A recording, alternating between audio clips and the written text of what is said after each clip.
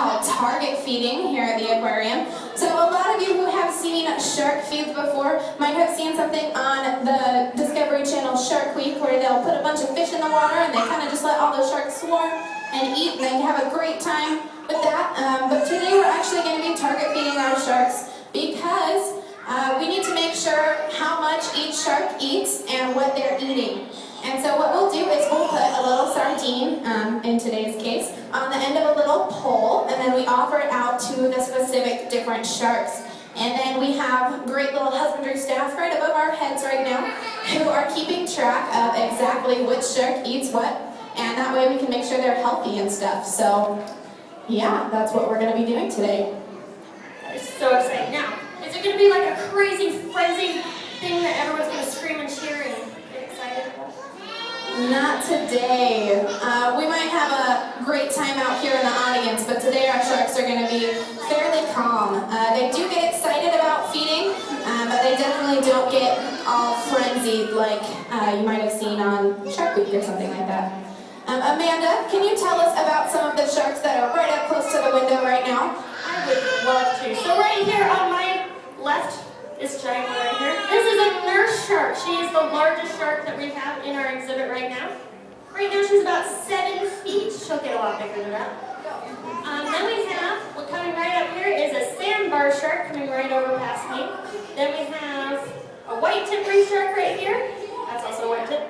We also have black tip reef sharks. And they have black tips. Hey, look, here's one. Black tip reef shark. Gray reef shark is the gray one right there. Sorry, bud. Scared someone. Then we also have brown banded bamboo sharks. They're usually on the bottom. And then we have zebra sharks. Now the zebra sharks are spotty. How many do you think that's weird to have a spotty zebra? That is kind of weird. Christy, why is there a zebra shark that's spotty called a zebra shark? Well, our zebra sharks in here, they are actually fairly big, and when zebra sharks are juveniles, so when they're little kids, they actually have kind of a zebra padding on them. So all of their spots are a lot closer together, and they actually kind of look like zebra sharks, which is why they're called that. Can we get everyone to quiet down just a little bit?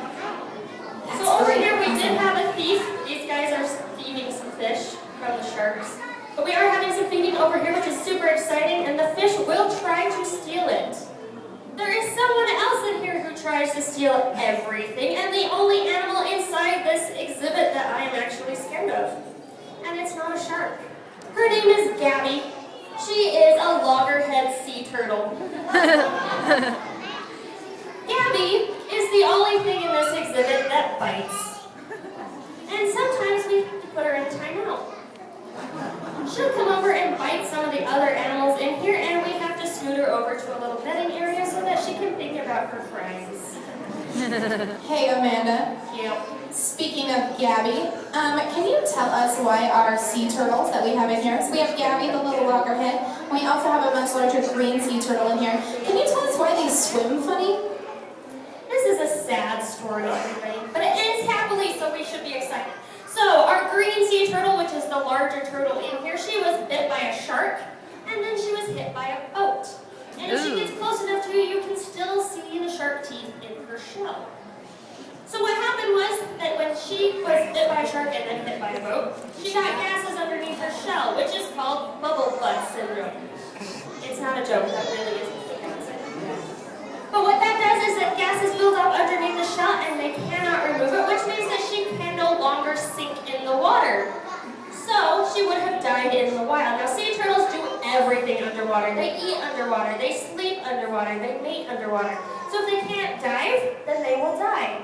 So what we did is we brought her here and we actually put a little lead weight on her back. And then recently we were able to get Gabby. Gabby was hit by a boat, and she also now has a little lead weight on her back.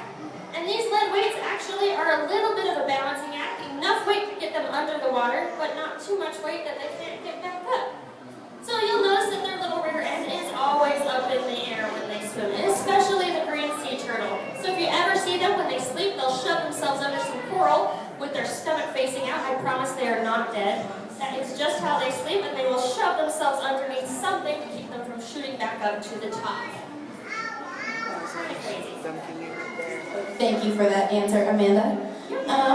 So we've got a of sharks in here, and we've also got a lot of large and small fish in here. Can you kind of tell me why the sharks in here don't eat the other fish? That is a great question. We have some fish right here waiting for some shark, and this unicorn fish trying to steal it. So what we do is that we feed our sharks really, really well. Think about if you've overeaten and you go to the grocery store and everything looks absolutely disgusting. It's kind of the same thing. Also, it's like, okay, I'm giving you a cheeseburger or a bow and arrow. Go hunt your food or a cheeseburger, which would you choose? It's kind of the same thing with these guys. Oh, we got some action over here, how exciting. Now, Christy, there's a lot of sharks in here. If I were to dive in here, would I be in trouble? No, you would not. We have divers go in this tank quite often. They'll go in and they feed off they clean off the algae off the glass and make sure everything's looking okay in here. And the sharks are just fine with having people in here. So they don't need to wear the whole chainmail thing, like on Discover, the Shark Week thing? No, they don't have to wear chainmail. Can I get a raise of hands? Who here is afraid of sharks? All right, come on, guys. Let's be honest. Come on. I'm afraid of sharks sometimes. But, Amanda, can you tell me if any of the sharks in here would really attack someone, even if they were in the wild? Nope. That is correct. There are 3 species of sharks in the whole world that are accountable for 97% of all shark attacks, fatal and not. And that is the great white, the bull shark, and the tiger shark. Out of all the 450 species of sharks, there are only 3 that account for 97% of all shark attacks. So, all the wonderful little sharks you have in here, there is really nothing to be afraid of. I know Amanda actually likes to go diving. And Amanda, can you tell us how to tell if there's a shark in the water with us? This is a great thing, guys. How many of you would like to know if there's a shark in the water when you're in there? Yeah? Well, guess what? In 2012, they discovered a way to tell if there's sharks in the water, and I'm going to teach you how to do it. You excited? Okay, everyone put your finger up in the air. Now turn your finger down. Put it in the invisible water in front of you. Turn it once to the right and stop. Turn it twice to the left and stop. Now pull your finger out and lick it. Is it salty? Then you have sharks in the water. Guess what? If you are in a major body of salt water, there are sharks in the water. And if you want to tell that to your date, you'd be pretty cool. And guess what? I swim with sharks. Okay? Yeah? But guess what, guys? How many of you watched the World Cup? I just want to know. Any of you? Yeah? Oh, yes. Yay! Okay. So guess what? You are more likely to be bit. Sorry, I'm just action down here. You are more likely to be bit by the Suarez guy, that I can't remember his first name. Luis Suarez, thank you. I had it like 2 seconds ago. Luis Suarez than you are to be bit by a shark. And for the rest of you who have no idea who that is, you are most likely to die from being crushed by a vending machine than being bit by a shark. There. So there really is nothing to be afraid of. And guess what? Out of the few shark attacks that there are in the world, Christy, how many sharks are killed every year? So, the shark attacks, they only kill on average about 4 or 5 people per year. And there are only about 4 or 5 fatal shark attacks per year. But every year, 73 million sharks are killed by humans. Amanda, can you tell us why that might be? So first of all, we have the fear of sharks. There really is no fear of shark that you really need to have. But the other thing is that there is a delicacy called shark fin soup. Now, what they do is they go out onto boats and they fish for sharks, and then they cut their dorsal fin off and throw them back in the water live. Yeah, it takes a long time for them to die. It is a horrendous thing that people are doing, and millions of sharks are being killed every year for this. And also for fear of the sharks. Honestly, the nurse shark down here would rather cuddle with you than hurt you. They do like to cuddle, by the way. They'll pile at about 40 nurse sharks. Yeah, it's great. So Christy, what can we do here in this landlocked state to help the sharks that are so far away from us? Well, there are several things we can do. So if you go online, there's this great new thing called Google. It's great. If you type in like shark finning petitions, there's hundreds of them that you can sign. So you just go on, you write your name on there, and you say, hey, I'm against this, or hey, I would like to help the sharks out.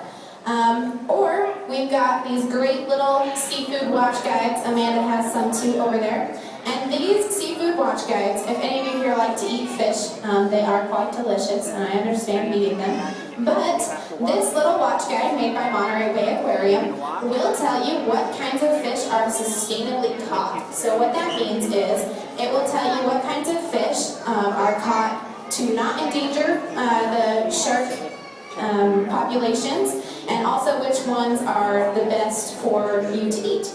So you can pick up one of these seafood watch guides from us when we're done with our presentation. Also, just so you guys know, who here thinks that sharks are very important to the ocean? Do you think they're very important? Yes, they are. If the sharks all went away, we would notice. And that is because sharks keep fish populations in check. So if there are ever any sick or dying fish, sharks will pick those off, and they keep the rest of the fish populations healthy. And that is very, very important to us for our own resources and to the ocean. Amanda, do you have anything to add about that? I do, actually. A lot of times we feel here in this landlocked state that we can't do anything to help these guys. And guys, there really are a lot of things that we can do. They are important to our environment. We would start to notice the moment that they disappear, and they are important. So please make sure you tell your friends that they're not scary animals, that you don't have to fear if you're in the water with them. They won't bite your toes off. Yeah, they are. And also, make sure you're eating sustainable food. I know it's slightly embarrassing to ask a restaurant whether or not they have their fish sustainably caught, but if they know that you care, then they will care, and that is really important. So if you guys do have any questions, please feel free to ask. Christy and I will be here for a few more minutes, and we thank you so much for coming out to the shark presentation. Thank you guys. We hope you have a great day here at the aquarium. Again, if you have any questions, we will stick around here and answer those for you. Thank you again, guys. You're a great audience.